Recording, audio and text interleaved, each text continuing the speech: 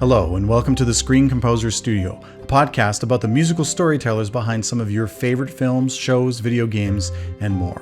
I'm your host, Adrian Ellis. Tom Third loves to push against creative limits and break convention. Known for his modern, hybrid electronic scores, he started out as a hip-hop-loving art school kid who was eventually signed to Nettwerk Records, where he produced sample-heavy trip-hop and drum and bass. As a songwriter, he also co-wrote Meryn Cadell's cult hit, The Sweater. Transitioning from ads to film and TV, he cut his teeth on the massive hit show Queer as Folk, and is now known for his work on fan-favorite shows like The Listener and the breakout hit Coroner. This Gemini-winner's working style is creative and experimental, and he loves to color outside the lines. Whether scoring surrealist art house cinema or hit TV series, he is happiest when slightly out of his comfort zone. Hey, if you like what you hear, please consider giving us a rating and sharing the episodes with your friends and followers. It really helps us grow and share the stories of these amazing creators. And now, please enjoy this deep dive with the wonderful Tom Third. Tom, such a pleasure to have you on the show. Thanks for joining us today. A real pleasure. Thank you. So I want to start out a little different than I normally would. I want to ask you about those very signature architectural glasses that you have on your face that is really the thing that is so visually representative of you. And for anyone who isn't watching this on YouTube, by the way, we do have these on YouTube as well. Can you describe the glasses and how did they become your signature? That's so funny. So these are sort of white wraparound. They were originally sunglasses frames that I got at a place that I've been going to for 30 years here in Toronto that sell all the funky stuff. And I looked at them, they're really kind of crazy, and they look like they're from the 60s kind of thing. Needed new glasses, and I had them pop out the sunglasses frames or the sunglass lenses, the tinted lenses, and put my prescription in there. And I've got a really heavy-duty prescription, so they're small enough that I can, wear these without having, crazy Coke bottle bottoms. This is the third pair.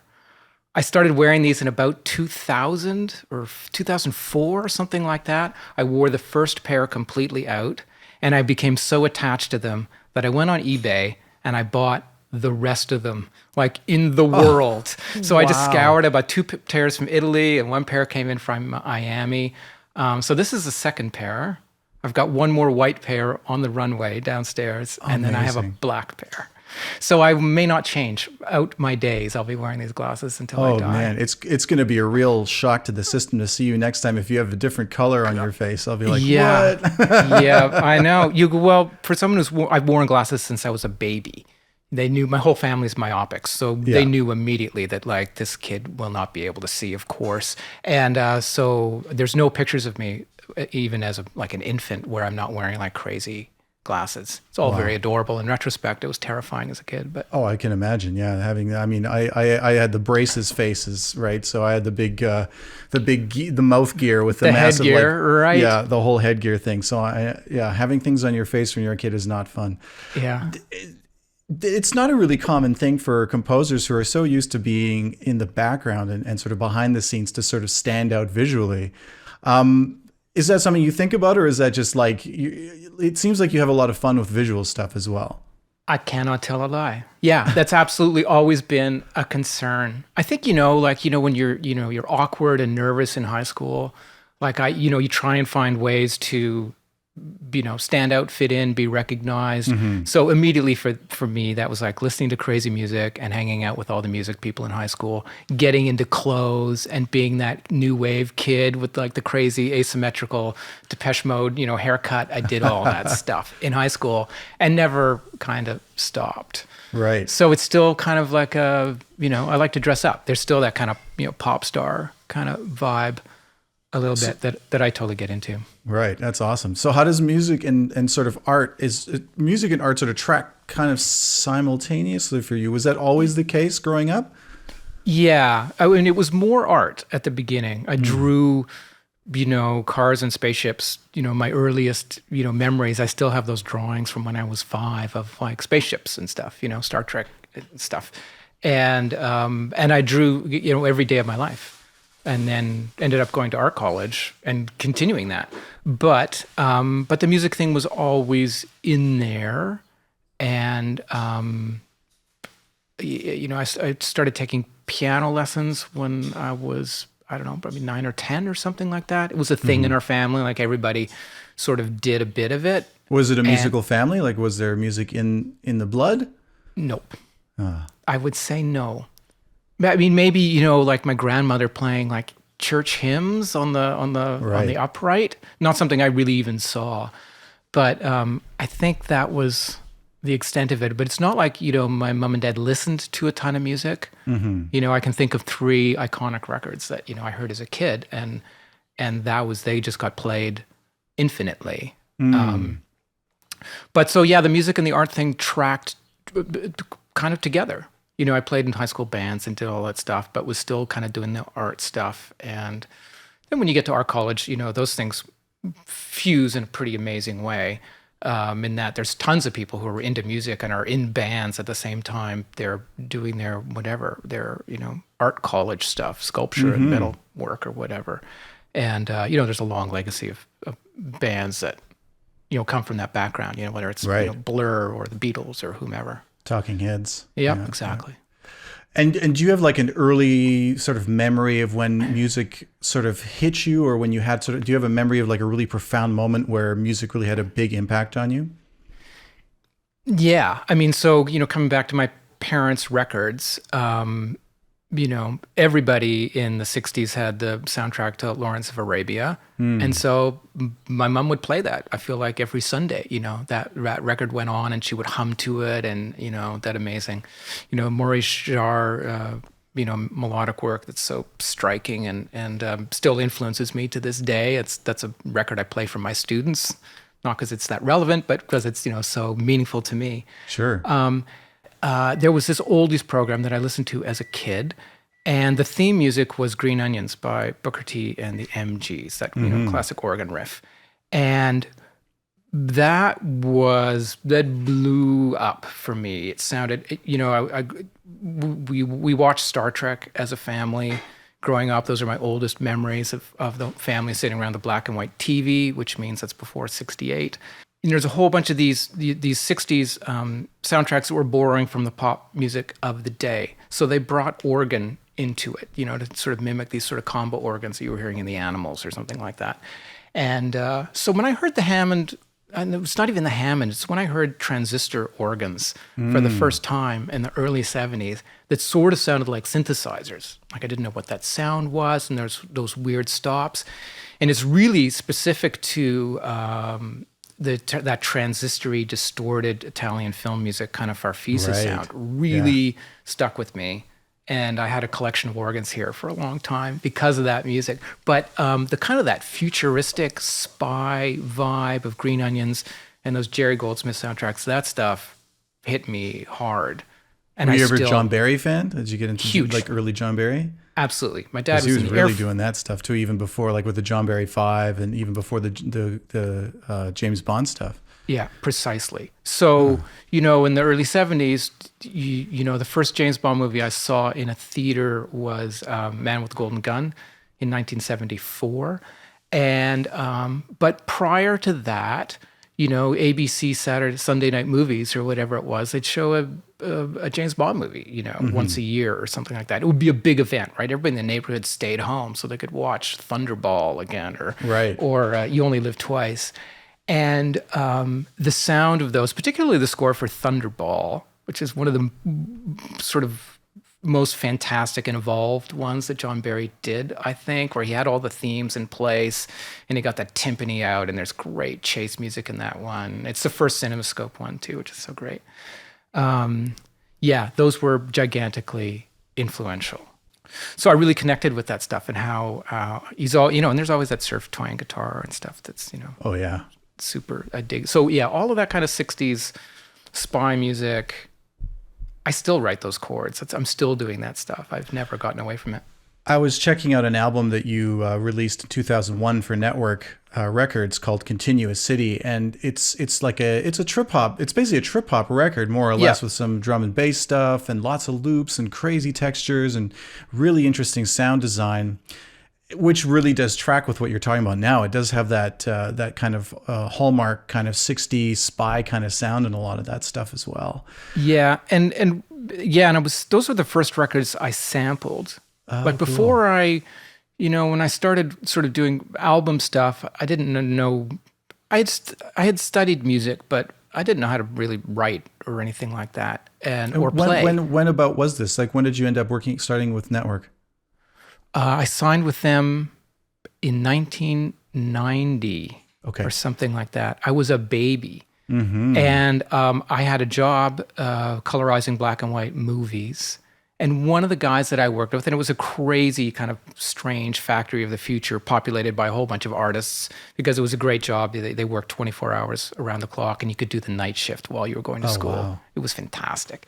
And one of the guys I worked with was Sarah McLachlan's bass player. Okay. Right. And he knew that I was doing, my crazy synthesizer music and releasing, cassettes and that kind of stuff. Part of that whole cassette culture in the early 80s. And he said, oh, you should talk to the guys at Nettwerk, maybe they'd be interested or whatever. So I'd sent Nettwerk a cassette. That's so kooky, like it just looked like literally in a mailing envelope. Oh, and sure. Here's my demo cassette. And they signed me based on that. God love them, Mark Jowett. And that was an amazing experience. But I had no idea what I was doing. What do you think they saw in that or heard rather in that tape that you sent them that appealed to them? I was doing a ton of. It was all sampled, so with an Akai S612, like super primitive sampling, where you only had a few seconds to work with, but enough that you could get 2 bars of a drum loop at a low sampling frequency, and it just sounded dope at the time, right? And this is just Sorry, what year? No, so 1990, right? Yeah, like De La Soul, Art of Noise, all of these things were kind of out there where people were using the Fairlight and then the S900 and all that stuff.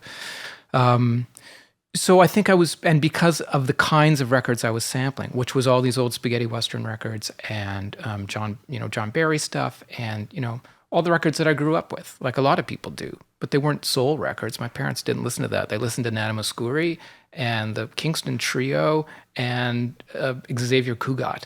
And so that's all the stuff that I got sampled onto those first records. So it had more of a kind of a Beck vibe or something like that. And I was sampling like widely from all kinds of stuff, wherever I could find loops. And I didn't know about, or I was just finding out about R&B at that time, hearing it kind of for the first time. Like, oh, there's the funky drummer loop, and that's a Lynn Collins song. And so I was just starting to bring that material in because I was really into hip hop.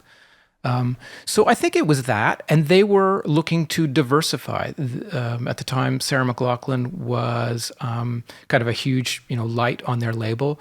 But at the same time, they had started with this tradition of electronic music, Skinny Puppy and Mauve and Single Gun Theory. And they wanted to diversify and have more electronic stuff. And I kind of fit that bill, That's really cool. And so, 1990, you get signed with Elektra. That's just after you graduated from OCAD, the Ontario College of Art and Design. And I'm assuming that you were working on your music while you were working on, all the visual art stuff. The one thing I want to know is, like, I think your first sort of foray into music for picture is through commercials, right? You were doing work for ads. Yeah. Did that come up around the same time? It did. How did that come out? They were exactly related in that I put out my first record that was Brothers and Systems. That was kind of like a hip hop, straight up hip hop, 90s hip hop. I was listening to De La Soul, and I was doing that kind of like hilariously kind of, cheeky sampling. And after that record came out, my day job at that time was as a production assistant on videos with a company here in Toronto called Revolver. And so I would go out and rock videos, and I would be the guy like schlepping camera gear out into the swamp to shoot some band or something. It was a great gig. I drove the Cube van. It was a great gig. It was hilarious, and you meet a lot of people. And so I had this record out, and Revolver was also working on moving into commercials out of of the rock video world because there's no money to be made doing videos. They're just basically calling cards. Still the same to this day. So everybody makes their money doing commercials. And then, stuff came up because I had a bit of street cred from and I was on Electric Circus because I was doing this dance music stuff. I had a bit of street cred associated with that first album. And a gig came up with my first sort of commercial gig was with Floria Sigismondi, who a lot of people will know is a pretty famous video director now, who's worked with David Bowie and Nine Inch Nails and slew of sort of amazing sort of top tier bands. And we did an industrial video together for the Jog Bra company. So this is like a jogging bra back when those things were just sort of being invented, and that sort of led to just doing a whole bunch of commercial work. And coming off of that first record with Nettwerk, you do a record and you think, oh, my life's changed. I'm going to be raking in the cash now. Right. And then you realize that's not what happens. You got to make rent. And so I started doing commercials, which I loved. And I miss it a little. How did you sort of navigate first of all, the creative difference that would be between making your own record, probably fairly on your own terms, and really, chasing your own muse, to something where it's, you've working with a collaborator, a director of a commercial, and maybe even a client who wants specific things. Yeah. What was that sort of like? I loved it. I thought it was really fun and exciting. Like, as opposed to, I've never sort of entered into these, I think because it was just icing on the cake. I was happy to be working and making money doing music. It was just like, I thought I'd sort of won the lottery. And back in the days working on commercials, it was like that. It paid incredibly well. Right. Those days are long gone. So working with clients, I just found it fascinating and interesting. They'd ask for stuff. They'd go, okay, we need a country and western track. I'm like, I'm like a Kraftwerk person. Like, I don't know anything about country and western songs. So I have to listen to some, old Buck Owens songs to see what that's about and write music like that. I found it totally hilarious. And as a corporate culture to work in, it's really sophisticated. Right. It is like Mad Men in that, there's protocols and there's traditions that have evolved in a kind of a time-honored way. And when I was doing this stuff in the early 90s, I was working with the Don Drapers, who, if I had, an exec in their 60s or something, they were the Mad Men. They had worked in the 60s and 70s. I worked with a bunch of those people, and they were great and had stories. Oh my God. And do you, I sort of missed the boat on when things were really slushy in terms of these kinds of like recording sessions and everything, where they have sushi plates and exactly. booze and drinks and other illicit substances in some cases. Yep. That must have been pretty crazy at some times.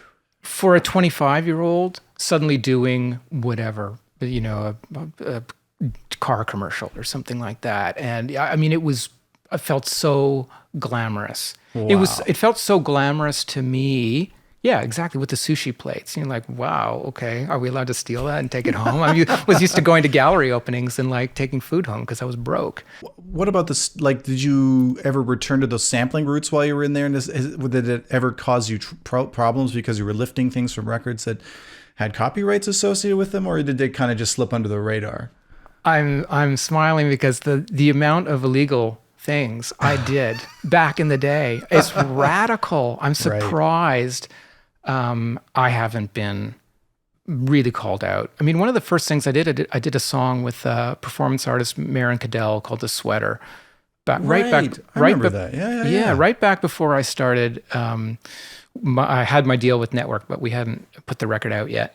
And there's some mad sampling in there that is not cool. And and the song, went into Rolling Stone magazine, was on the top 100 singles. It was a big hit. I remember that, it was a totally. thing. And no one said anything about it. And then in the commercials, because being a synthesizer guy, I didn't know how to play anything. I didn't know how to I didn't know any musicians really. Right. So anytime I got one of these gigs, it's like, well, how can I build up this commercial soundtrack just with samples? So I was sampling, Quincy Jones and whatever, the same things I was sampling in my hip hop tracks. They all went out on air. And I think it was because it was at the beginning of that. Right. I think even the early lawsuits, with De La Soul and Vanilla Ice and stuff, I think they had just happened or were just happening around that time. People weren't quite wise to it, and there was no internet. Right. So stuff didn't live on the internet to be scanned. So Yeah. these things are long gone. Anyway, Right. I sampled like mad. Huh. Partly because I loved the sound of it. I mean, for me, it's a sound. It's a multifold sound where you're bringing in notes and melody, but you're mostly bringing in context. Right. And you're bringing cultural context. For me, it was like I wanted to bring in things that were meaningful to me as a kid that had resonance. These old James Bond soundtracks or whatever, and then also they have a textural component to them, which is how old recordings sounded. They're in mono. They're from vinyl. They're compressed in terms of bandwidth. Yes. And putting, I made collages in high school, and it was the same kind of thing where I'd have a high resolution photograph on top of a low resolution photograph. And I was really interested in that juxtaposition. It creates a kind of an illusion of depth because you have things with sort of compressed bandwidth and then things with sort of broadband coexisting in the same space. And somehow that one of those gets thrown to the back, So I've always been fascinated by that with sampling, and I still do it in my mixes now. Like, how can I constrain the bandwidth of this thing so that thing, exists in a different part of space or exists in a wider space or something. So I work with mono and stereo stuff all the time when I'm mixing. So yeah, I sampled a lot, and then it was also a way of learning how to write music when I didn't feel comfortable writing. Okay. I think I've spent my whole career getting away from sampling. Like I don't do it anymore. On stuff I'm doing, I just write it and have people play it, and it's a different experience. But I needed that what's a stepping stone. Right. It became an education of sorts. Yeah, I had to I can't sample everything. Yeah. And it was also like the frustration of sampling before we could time stretch and pitch correct and all those kinds of things. You'd bring in a sample, you'd play it at the tempo you wanted, and then the pitch was all crazy, it didn't fit. So you just kind of went with it, and that was kind of you hear that in old hip hop. Oh yeah, I mean, there's so many times when I've been listening to a track. Like I remember this one time at a House of Lords, that crazy haircutting place on Yonge Street, and they were playing all sorts of house records, and there was so many tracks where I'm like, that sample is not even remotely in the key of the lead vocal. It's completely out, to the point where it's quite dissonant, but they're just the texture is obviously the most important part. That was one of the things about hip hop that freaked me out, and I also found super compelling because I think the origins of that sound are simply like a technical deficit. They couldn't change the pitch of something like we can now. Right. And so they just put it in and they went, that sounds dope. And to me, as a listener back in the day, I thought, that sounds crazy and wrong to me, but maybe it's right. Do you know what I mean? I got used to that sound. There's an interesting tie into some of the other stuff I want to talk about later, but I think it's so interesting to consider it from a point of view of we're so used to in the way that, with the amount of content and, productions that are put out there and the amount of music that people are writing for it, it does have the tendency to become a copy of a copy of a copy. And it's really trending towards, well, this has to be pleasing. It has to please everyone. And it has to be sort of don't do anything that's kind of outside. Or if it's outside, it's just a little bit. And then, okay, we expanded the boundary a little bit. But something like that where you're just smashing two things together and just putting it out there and going, no, this is it. Understand this from the thing that it is, as opposed to the other things that you're trying to point to, that you're contextualizing the space. I think that's super interesting. And to me, I find that really inspiring to sort of, have this conversation and think about my own work and go, well, what's the way that I can kind of do that a bit more and maybe push on the boundaries? Because we're always looking for a new way to say something that's been said before, or to say something in a different way. Absolutely. And I think of all the time, one of the things about, getting a little bit of training musically is that it sort of prevents you from making some of these errors. Right. You know, it's like, oh, well, I can't have the thing out of pitch. I got to pitch correct it, or I got to do this thing to fix it, to make it right, to, you know, be in the key, be in tempo or whatever. And then I'll listen to pop music and I'm like, they don't give a shit about that. It's not even on their radar. And they just do a thing and I go, God, that sounds fantastic. You know, I remember when, bands like Burial or something like that started having these weird, you know, loping, skipping, out of time beats. Yes. You know, they're kind of like, that's not on the grid. That's like some weird loosey-goosey thing. And I would never let myself do that before. Just play something in and not quantize it. Right. But not about feel, just like about weird. And now when I hear that stuff in contemporary hip hop and R&B, I'm like, that just sounds so cool. It's got a tension to it. It's got a weird roll. So I've acclimatized to these new forms of making music that I think come out of people just like who are, you know, not afraid to just kind of go outside the box. Mm-hmm. So I want to jump forward into your past the commercials. When did Queer as Folk come into your life, and what was the story behind how that came together? Queer as Folk kind of happened out of the blue. I guess I got a phone call. And I didn't have an agent at that time, and it was one of those things. I had a bit of a reputation. You know, I had done enough things. I heard later on, and I think from my hairdresser, that the producer on Queer as Folk's hairdresser was not my hairdresser, mentioned my name to her, and that was what started the ball rolling. Now, I've never confirmed that, but it sounds as true as anything. And how did this hairdresser know of your music? Because hairdressers like know hip hop or whatever, and Wow. someone knew my records or something. And you know, also working in the rock video world, like I knew a lot of hair and makeup people because you know there was old people around. You know, so friends of mine were doing that kind of stuff. It's probably true, and I will ask Sheila one of these days. Is that true? Is that what happened? So that show landed in my lap, and it was sort of like my record deal in that it was a bit of a bolt out of the blue. You know, I was trying to get jobs like that, but I didn't. Landing a TV series was like a big deal. I mean, it's still a big deal. You know, I still fight for every one of them. You know, you can never rest.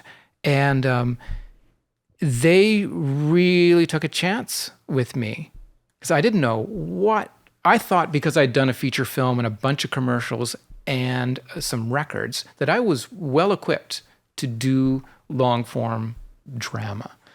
I was not, you know. There are commonalities, but it's kind of a different animal. And so I just worked on that for the sort of the first season, and not the entire first season. It turned out the show became really popular and their budget went up, and they ended up using all source music because it was really about, you know, sort of the gay scene. I can't remember what city it was set in the United States, but so there was tons of club stuff, and I was writing some of that in the first season because I had that background. I was really into house. But they ended up going with a full sort of source music score for the subsequent seasons. But I learned, it was a tremendous experience for me. Tremendous. And it took a long time to get another series after that. But it gave me a taste of how ill-equipped I was to do TV, and what, you know, things that needed to change. I needed to, like, I got to up my game. The schedule here is faster than I'm used to. And I thought I was fast coming from commercials where you could turn stuff around in a few days or something like that. But they're just 30-second things. Yeah. So yeah, you can turn those around in 3 hours. And the other big, big difference is that the ideas that are sustainable over 30 seconds or 60 seconds, or even in short films, are not the same ideas that can fly in drama, in that you only have to really have kind of one motive kind of in a 30-second thing, and we see that in car commercials now. It's just a groovy loop. And in some sense, to me, it's that the flame that burns twice as brightly burns half as long, because they can kind of have a singleness of purpose to them. It can be super thrilling sounding, but it's like, that's not going to last any more than 30 seconds. We're going to get bored. So it was a matter of sort of figuring out how to make that skill, you know, the music sound design thing, vibe skill, and translate that into drama. And that's what I've been working on ever since, without a shred of boredom, because it's so fascinating to write drama stuff.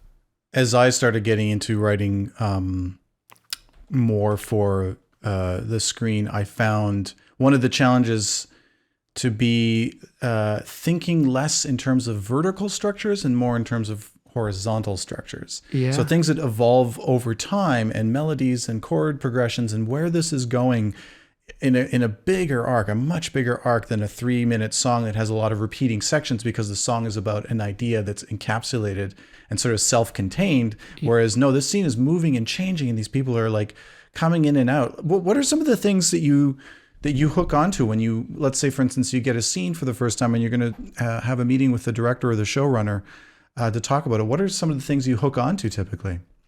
For me, it's all kind of, the structure now is horizontal instead of vertical. Absolutely, for me. And to me, there's kind of a geometry to it. I think of all melody in terms of sort of geometry and proportion for the most part. When I look at a scene, and I think, I had a really cool sound teacher at OCAD, John Tucker. And if I'm not mistaken, he put this idea in my head, and I think I've elaborated it since or something. But if I want to, spot a scene, or like, how do I want to put this scene together? I look at the scene, I write down what happens in the scene. There's 3 things, whatever. This happened, and this happened, and this happened, and it leads to the next scene if it's kind of well written. And, I can just mark those things in the timeline. And on my vertical axis, it's like, well, how much energy does that moment have? And so I end up with this, horizontal line that it represents time, and these vertical lines that represent the story beats that are, varying heights. And maybe at the end of the scene, it's the climax, and that's the highest one. And then I think of the music literally as a tarp, or a circus tent that just descends from above, drops onto these tent poles, and what happens? Then you have this kind of like suspension bridge kind of structure, and the cue is written, as far as I'm concerned, once I do that. Because then that also visually describes the notions of tension and release. So you've got a tension building up to this first story beat, tent pole. We have a release after that. And then we're building up to this next one, and then we've got a release, and then we've got a thing, and out. So the notion of tension and release is, I think, the single, that's the Rosetta Stone, or the ne plus ultra of film scoring, is just figuring out where those moments of release are, and writing your music so that you release at that moment, and you build up beforehand, and then it's just filling in the blanks, I find. And, I remember one of my first series that I worked on after Queer as Folk was called Regenesis. Really, really cool show, way ahead of its time. And I was doing, in the first season or 2, I was sort of doing all the kind of electronic-y stuff. And they brought Rob Carley in, who's much more experienced composer, to do some of the more sort of, touchy-feely stuff that I didn't have as good a handle on. And watching Rob score stuff blew my mind. It's like, oh, this guy's got it figured out. He knows exactly how to score that scene. And one thing I noticed from like studying his scenes, right? I was resentful, and I was also ecstatic that I had this opportunity to look at how he did stuff. And Rob is like, there's a chord change on this moment, there's a chord change on that moment, and there's a chord change on that moment, and then figure out the stuff in between. And when I look now at a lot of the work he's done, it's like, oh yeah, he's like that. He's just got it nailed. And so now I do what Rob does. And that relates, this thing I learned from, my OCAD instructor about this kind of, vertical, tent pole structures and heat maps. Who I'm talking to. But if I'm talking to the writers, then I'll talk exactly the way I'm talking to you and the audience here. It's like, let's figure out what these story beats are, and tension and release, in the same way they would think about writing the narrative. We're going to have a little bit of a, foreshadowing here, but we don't want to overdo it, so that when we pay off here at the end of the Agatha Christie thing or something, it feels great. And especially, when there's been a hint of the motif earlier, and then you pay off at the end with that thing, and the audience goes, oh, I'm in somebody's hands here. They paid off something at the end that reminds me of something that they offered up earlier on as a bit of an Easter egg. And you see that in written narrative, of course, all the time. There's a gun on the mantelpiece. And I think about music in that same kind of way. So it's structure, structure, structure, structure, structure. Structure. How to tell that story, structure, structure, structure, structure, structure. And I talk about it in acts, and I talk about it in dramatic terms, and I act it out, and I hum it for people, and like in a meet, I'll go like, bum, bum, bum, bum, bum, bum, we got that thing, chase scene, but we're gonna go boom, and so it's just like broadcast news where I'm kind of like acting it out for people to just like great. It's gonna be like that, it's gonna sound amazing, and I don't know what the instruments are yet. Let me have a look. I don't know what it's. I have no idea what this is about or how. The sound. We talk a lot about what we don't want. Like no cellos here, no saxophones. Are you when you're developing the sound for a show or for a film? Are you a very conceptual person, or are you more running on instinct and trying things out and running experiments? Experiments. I talk about it conceptually, mostly from a character sense. Right. And then when I get down and dirty and actually start thinking about what the palette is and the sounds are, I just throw convention out, the concept. I'm absolutely willing to go off, book and do something that's not part of that original mandate. Right. So I don't wed myself to it because it's partly because I think that kind of art making where you write an algorithm and then follow the algorithm. It is boring. Once the audience knows what the algorithm is, there's no surprises left. And when I look at literature that I find really interesting, or films that I find really interesting, it's when they do break, when they set up an expectation from the audience of like, this is what we think, this is the algorithm that we're using, this is the concept. And then they, in the third act, they do something where they yank that concept away from you. And you're, in an exciting way, if that forces you, it can be a thing that doesn't spoil the work, but allows you to sort of see the work kind of from a meta viewpoint. Right? You see the structure of the work while you're watching the work, kind of a French film kind of a way. So I like to, bring in instruments, once, at the end, like for the first time, like, oh, where did that come from? What's that doing in there? It has nothing to do with the rest of the score. So I try and, I guess it's kind of an anarchist sensibility. Like I try and blow it up in every score. Like, how can I blow this up in a way that doesn't subvert the artwork in a self-serving or kind of a cheeky kind of a way? It's a fine line. Yeah. This podcast is brought to you by the Screen Composers Guild of Canada, celebrating its 40th year in 2020.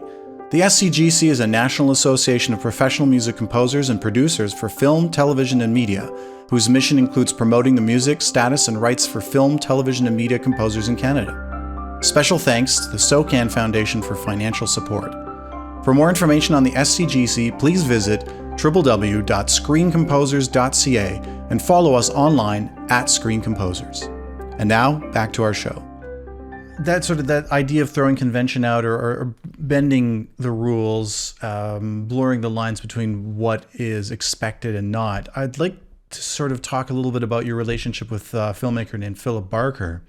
You sent me a short experimental film yesterday called Malady, which I highly, highly recommend people check out. You can find it on Vimeo and on YouTube as well. It's Malody, and the filmmaker's Philip Barker. It is just a stunning piece, both visually and orally. And I'd like to talk about it from the perspective of how you then moved into shows like The Listener and Coroner, where you're treading a different line. Yeah. So Philip Barker is super talented experimental filmmaker, and we've known each other now since the early or mid 80s or something. I met him while I was in art school, I believe, and he was doing, really gigantic sort of public projection kind of pieces. So his work, in the tradition of experimental film, it's nonlinear. There's not a lot of dialogue in them at all, typically, and they're sort of designed as sort of sound pieces in a lot of ways. Mm-hmm. And initially with his films, Malady is the last one, actually. I would do everything to do with the sound. So I would write whatever music needed to be written, but then I would also do the whole sound edit. Mm-hmm. And that was an amazing sort of learning experience for me as well, to just get on the other side of that equation and figure out just how much work that actually is. It's mind-boggling. And I only do it with select projects now because it takes a lot of time. But the really amazing thing about those films was that I could control the, or design or oversee the whole sound experience in terms of how sound effects and music and dialogue all played together, and make more radical choices than a conventional film would make. So we played in all of them with warping out the production sound and taking dialogue out and putting dialogue in the wrong spot and moving dialogue out of sync, having the sound effects take over the music in crazy ways. We did all kinds of weird stuff in surround. Super interesting things to work on. When I started to move into sort of television work, Listener and Regenesis and now Coroner, I still think, like, well, how can I get some of these crazy deconstructed narrative ideas into these shows? Like, what can we get away with? And the joy of having worked on all these shows, I've been extraordinarily lucky in terms of the production companies I've been involved with. I've done a lot of work with Shaftesbury Films, and that was The Listener and Regenesis and the Atwood stories, and they're just those sort of dream collaborators where they really want you to experiment and try and innovate, in a media sphere where there's just a lot of sameness. It's like, well, how can we blow this up? And I'm very interested in blowing it up and subverting and making fun of and elevating. Like, how do we turn this artwork around? In some sense, we've been at it for a while, and maybe we're all a bit bored, So we're like, okay, let's blow it up. So they're trying to blow it up with the writing. They're encouraging me to kind of blow it up. And I'm like, and they've seen some of those Philip Barker films, I think, and they know my sort of pop music background. There's a playfulness, I think, that comes with some of that experience. It's like, we've done some of that more conventional television. So why don't, we're bored. Let's do something crazier.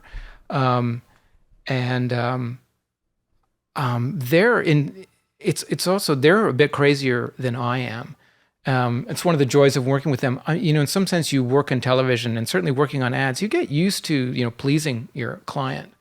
What I find with these last couple of collaborations is, if I'm being too conservative and just doing something that solved the problem, we got a love scene, there's some love scene music in there. Especially with Adrian Mitchell, it's just like, Tom, it's like, I know you can we know who you are. We know you can go crazier with this. Give it another go. We got time. And even if it's, the day before the mix now, I will say, I still got an idea. So you know what? We're going to have the safety version in the mix, and we're going to have my messed up idea in the mix too, just in case. And we'll be able to look, and see, if the crazier version flies. It always flies, which is such a delight. That's amazing. They're a bit fearless in that sense. They're more fearless than me. And the CBC has also been, a terrific partner in all of this, where there's stuff I'll do and I'll think, there's no way that's getting through. There's no way that is ever going to get on air. And the CBC will go, we love it. The theme music for Coroner was done, a modular synth. It's just the nastiest sounding square wave nonsense ever. There's no way. Anyway, that was not my plan to make that the theme music. It was something. And I think Adrian Mitchell said, let's take that weird thing and let's make that the theme music for Coroner. I'm like, yeah, sure, great. What is, I'm thinking about, I definitely have my own creative partners where I feel like I can push the envelope. And the question always becomes, why are we doing this? And what is the ultimate boundary? Like, if we say there are no rules, then you never stop making things and it just sort of becomes chaos. What do you find the guiding principle behind working in that way? So if you've gone, I don't want to say too far, but where things start to lose meaning. Like, it's very interesting what you said about the theme, where you're taking something that wasn't designed, so there was no concept to say, well, here's what we want to say, and then designing something that really pushes against that. You found something and they went, let's try this for this. How do you know if you're smoking too much of your own crack? Well, in television, you are informed you're smoking too much crack. And so in that, especially in Toronto, they have a bad history of that. Absolutely. There's a team of voices that say that's not working. Right. And so I'm always going to push up against that. I mean, I talk a lot about the non-linearity, like where you've got the gyroscope on the tight wire or something. It's spinning. It's all fine, or the top or whatever. And then it just, it starts to oscillate and wobble, Sure. and then boom, it's gone. So that moment before the gyroscope flies off the tightrope, that moment of transition from linearity to non-linearity is where I think all art should live. So how close can we get? Have you ever found yourself advocating for a piece that you did that really pushed it, and they were like, I don't know, and you're like, no, we have to go this far for it? Yep, definitely. How did that conversation go? How do you couch those kinds of... I actually got on my knees. Oh, no. And begged a producer in the mix. It was a bit theatrical, but I think I got down on one knee. But I what did I do? It was Christina Jennings, who's one of the most amazing and talented and sophisticated producers, and recognizes risk. In retrospect, I don't know if it was a cue that was really that worth fighting for, but I thought it sounded like Radiohead or something. I thought it was neat. And she said, I don't know about this one. And I said, trust me, this is great. Just trust me on this one. I think everybody's had those moments. I don't battle on every cue. For sure. But that was one hill I wanted to die on. And I just wanted to make it known, like, I believe in this one. I think it's cool, and these are the reasons. That aren't sort of about my ego. It was sort of about, well, it must be in some level, but it was about, I think this is progressive, and I think your audience will feel the story. They'll feel kinship with the characters in the story if we go to this place. Right. It'll tweak the audience in a different way. Those are always things to do kind of with tone and texture. But so yeah, a few times. I really, in my first draft that I show people, I go for it pretty typically. Like this is the time to put the crazy ideas out on the table, or we're still 4 or 5 days out from the mix. Just put the crazy gestures out there. Or another way of thinking about this, the spinning top is, for me, it's just like, let's figure out where the boundary is by crossing it and then walk it back. Because for me, if I have a regret coming out of a mix or with any kind of artwork I do, it's like, oh, I didn't go far enough. I didn't figure out what the boundary condition was to know when to drop back. Like maybe I could have gone crazier. And I think we all feel that is like, you think you're being innovative, or you think you've got something happening, and then you see someone else's show and you go, oh my God, I'm so lame here. Why didn't I push it as far as Chernobyl or The Sopranos or anything? Right. You watch, you go, oh my God, the music's amazing in that, or the writing's amazing in that. So I try personally, when I was doing my records, they always took me a long time to do. I'm working on a song, and then I would listen to my song, and I would go, it's worse than the previous version. That's how long I've been working on it. I actually reached the peak of the mountain 2 weeks ago. That's the version. But I would not have known I reached the peak of the mountain unless I'd crossed over into the other side of the Valley of Despair or whatever. It's the same with this TV stuff. It's like, why don't I just push right to the summit, like straight away, and just, and they call me on it. This is crazy. What are you thinking? Nuts. The most loving way. Adrian's not like that, but the notes are, that's not, I'm not feeling that. Right. And the notes are great. And here's why I love television so deeply, to work on it, is you're working quite quickly. And so you don't have a lot of time to second guess or to really, massage your authorship into a thing. You kind of got to just dive in. And a lot of times you'll be working so quickly and you realize you've gone down sort of one path and you've got a lot of inertia, and this is how this cue is going to sound. And you kind of realize while you're halfway down that hill, I should have taken a left and gone down that hill, but I don't have time to get there. Yeah. So I'm just going to kind of go where I'm going. And what it forces you to do is very quickly like conceptualize and execute, and then enter into a kind of a free form. Like the inability to second guess, I think, puts you in a creative place where you are forced to dig deep and act very intuitively, and ignore your own self-censorship. All right. So what you're describing is, I think there's two routes that people take. Some people are completely paralyzed by this intersection. Yeah. And you've obviously figured out a way to cultivate what I would call flow states, where you're just in a creative zone, you're able to develop and execute on ideas, and somehow keep at bay that nagging editorial voice that's saying, I don't know. Yeah. What are your methods for that? Like, what do you do to get into those states? How do you maintain them? Are there steps you take? Is there habits that you have? So it's born out of necessity.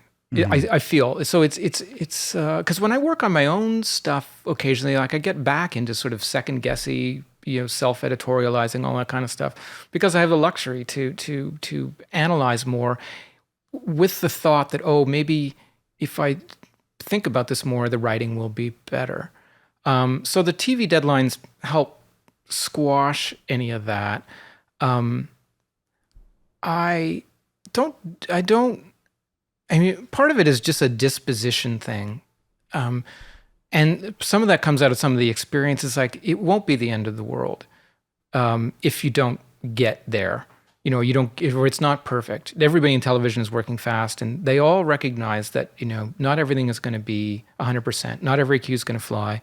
And every once in a while, in the mix, they just take it out. Like, Tom, it's not working. You never got there. No big deal. It's not said like that. But, we think this thing is stronger without the music or whatever. Or we're taking out these stems. All that kind of stuff happens. And you kind of know. It's like, I didn't quite get there with that one because I only had 2 hours to figure it out.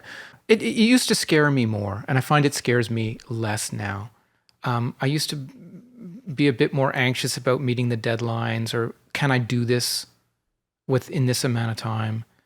And now I kind of sort of think, I'm just going to do it in this amount of time. Mm-hmm. And it's going to be fine. I wonder if it has, like, something else you said that I can't remember if I read this or you said this directly to me, but the quote is, great things happen when you're out of your comfort zone. The work you're afraid to present is often your best work. If you're learning that lesson over and over again, then I guess when you get into that, if you get into those states and oh, this is familiar now, maybe that helps get that sort of inertia going and you're rolling down a hill as opposed to pushing. Absolutely. I mean, I remember going back to my art college days, the work that I thought was the least ready to show, or felt like the most precious and made me the most vulnerable because it came from the heart. Showing that work initially was terrifying, because you might get a critique where your prof would go, that's garbage. And when they say that's garbage, they're talking about your garbage, because that work came from your heart, right? It's like, that's my baby. What are you talking about? So that could be really devastating. I think that was kind of good training in a sense. I don't know if I recommend it, and I try not to do it when I teach now, but that vulnerability, I think the work that comes from the most, it's also about these boundary conditions. I think when the work is the most dangerous in terms of what you're revealing about yourself, that's the kind of work I want to consume as a consumer of art. I want to see read the twisted poetry of so and so, and watch whatever confessional filmmaking, and so I find it interesting when other artists do it. So I think it's incumbent on me to go there myself. And once you've, I guess like bungee jumping or something, which I've never done, but once you've done it a few times and realize you're not going to die, you just feel more comfortable. And if you're working with creative partners who recognize the risks that you're taking creatively and are forgiving, and encouraging, then you feel suddenly empowered. And that's certainly how it is for me on Coroner, where not everything I do is going to hit the mark, but they know that if they don't encourage me to go into those really personal, crazy places, they're not going to get my best work. Wow. And I know actors do that with directors. I know when I'm working with musicians and they come in, someone will play a take, right? And I'm like, oh God, that is so bad. That is so wrong. That is not going to happen. It's not working, right? But what do you say to them as a director and as a partner? It's like, great. This is it. We're great in there. Let's like dig deeper. Let's work with this, right? And you get them feeling motivated and comfortable to dig it, find in. Anyway, 100% of the time, that approach works for me. Like, it's like, wow, we got to a place, as a partnership in terms of, someone coming in and playing something for me. And it's like, I got an idea in my head how I want it to sound. And then they'll do something different. And then we meet somewhere. I think, actually, their take on it is, I got to recalibrate my own expectations as a member of a team. It's like, actually, their idea is a good one, and I got to fix that. And then I've got some ideas. Anyway, you get to a place. So that encouragement from outside is a huge part where you feel like you're family, and that no matter what you do, they will still love you. That's just a beautiful creative partnership. And I think that it's really nice to see that you're consciously bringing that into your own work when you're hiring other people and trying to create that culture in the work that you're doing. Do you think there's a way that people can cultivate and be more conscious and have agency about how the kinds of creative collaborations and partnerships they set up and how they're moving through their own creative work? Because, one of the things I hear a lot from, I don't even think it's creators. I think it's people from all walks of life, is that they seem to accept the relationships that they get into as just sort of, this is how it is. We have no control over these things. My opinion is we have an incredible amount of control. In fact, it's almost always up to us. Do you have a thought process or ideas about how you formulate that or take ownership of those kinds of things? That's a good question. I feel as though I've been extraordinarily lucky with all the relationships I've had. Like, it's like everybody's great. Excuse me. And then I think, well, is everybody great? Or is there something about my disposition that is making it seem as though everything's great, when maybe I see hints of this in other people's relationships with their producers sometimes, is that they don't have as good a relationship as I do, or something, or they found it a rougher road, or they didn't respond as well to the notes or something. And I think actually some of it's on them, in that the way they responded to the adversity was could have been. It basically takes, I believe, just a lot of patience and a lot of just like, hang on, it's not everything's about this moment. Like, if I just like look a week in the future, when the show's out the door and we've gotten, or the film's done, or all of that stuff, it's like a lot of this, what seems like conflict isn't actually.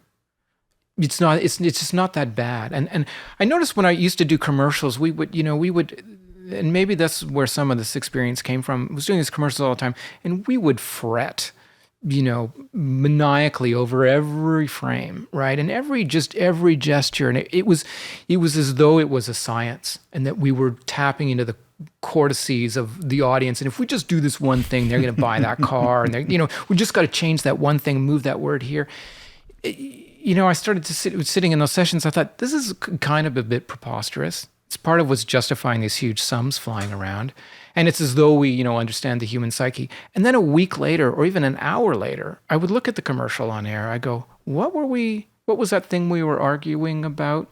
So I've often, I still think this, like some of the decisions where you're really agonizing over it, the reason they're hard to decide is not because they're important. It's because it's a flip of the coin.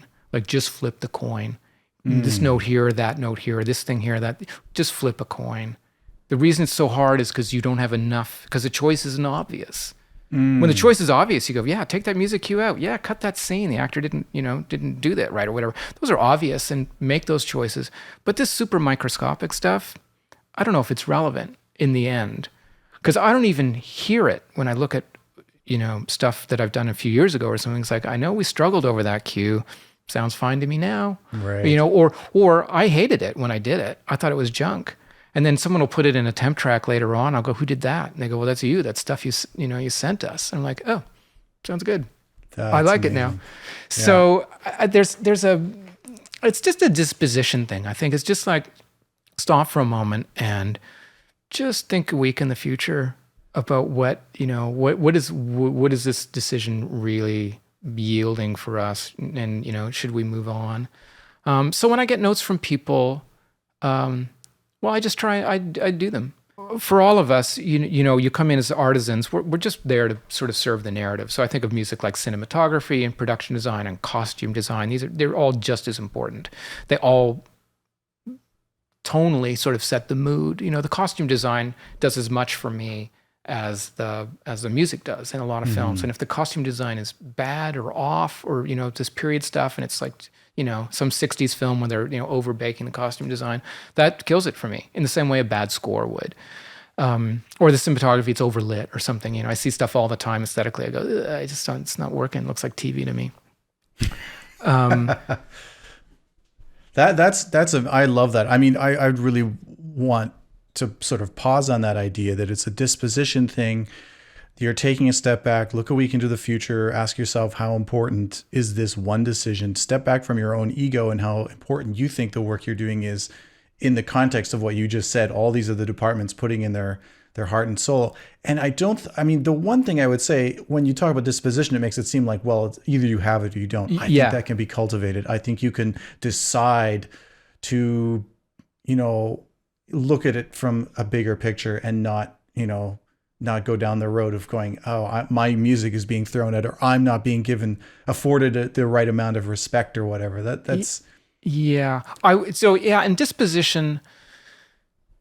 Yeah. Because that's not really an actionable thing, right? For people watching, it's like, if I just change my disposition, who I am, my genetic makeup, then I'll be good at this. And I agree with you 100%. It can be cultivated, and it comes from sort of experience too. Yeah. Like it's just like, I know I fought over a decision like this before. I tried to save that piece of music, or they took something out and I felt stung by it.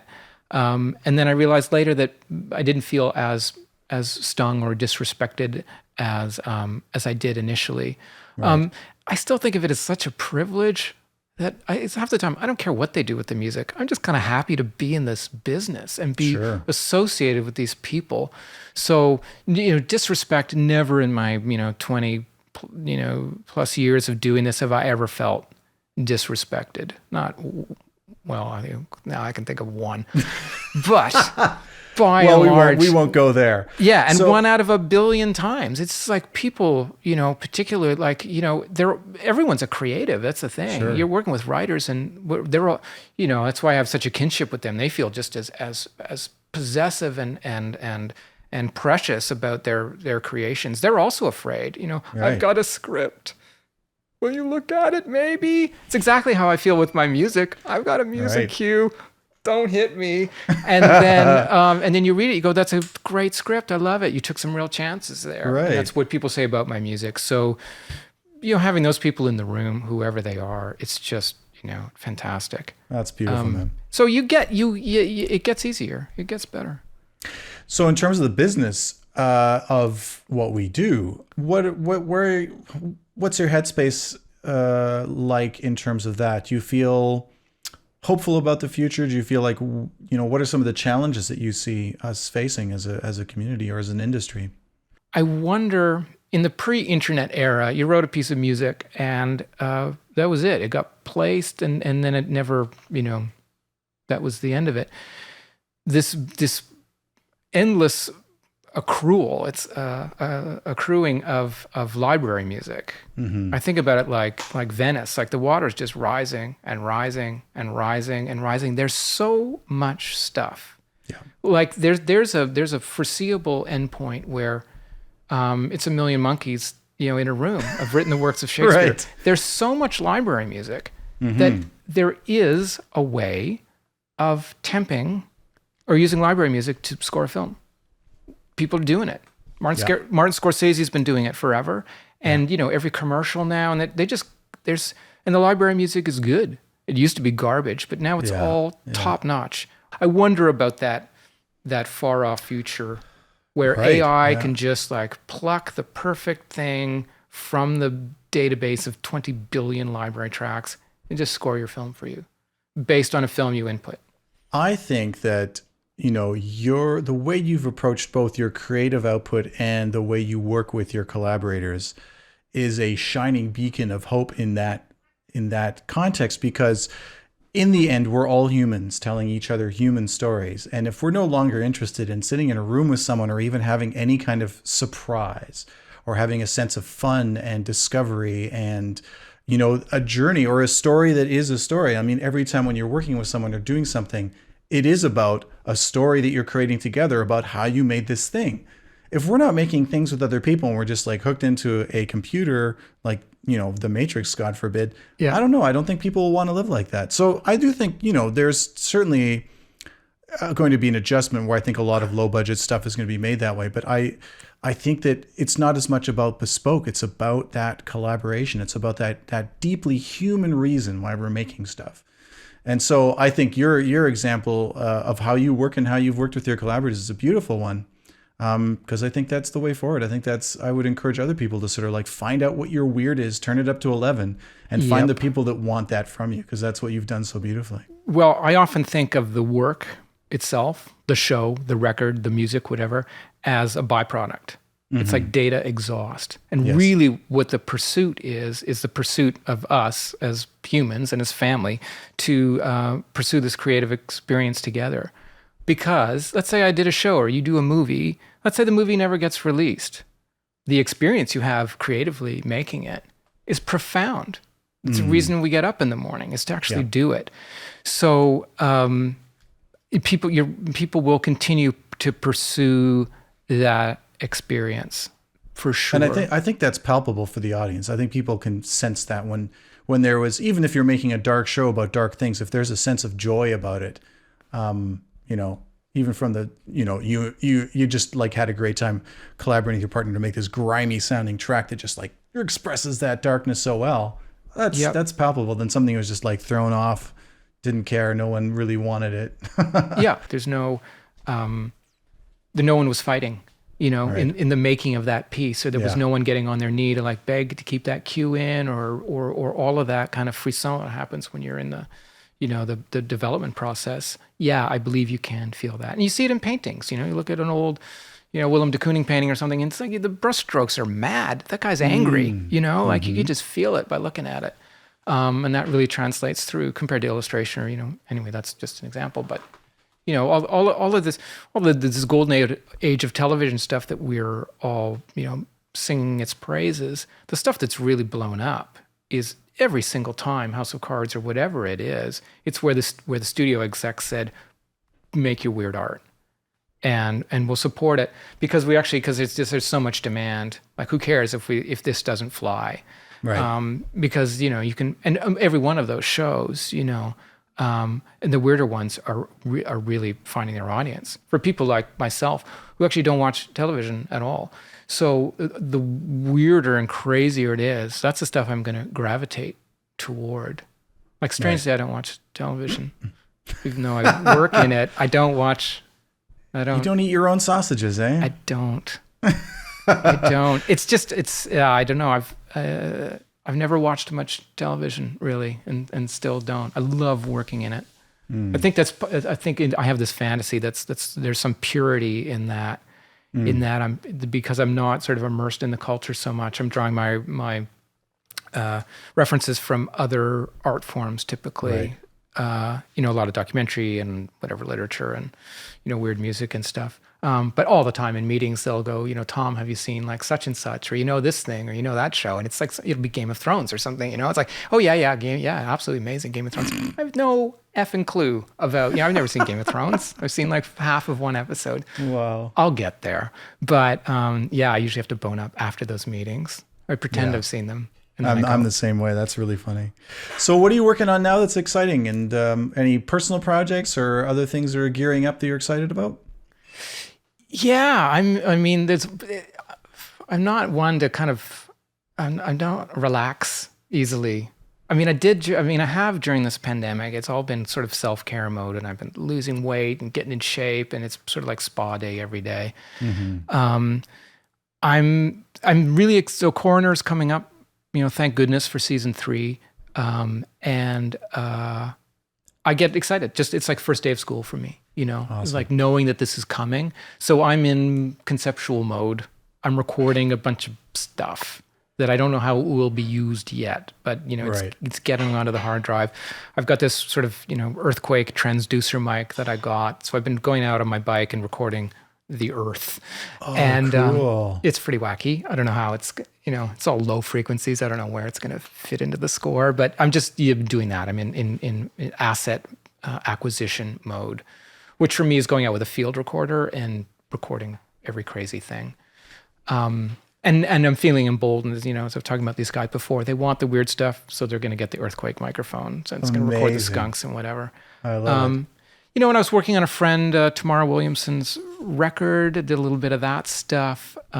She's an amazing singer-songwriter that I've known for 20 years. And she got busy during pandemic and whipped out a record. It was sort of extraordinary, very motivating. Wow. To see somebody okay, I'm going to make a thing. Because I kind of was I needed a break. I just went into lazy person mode.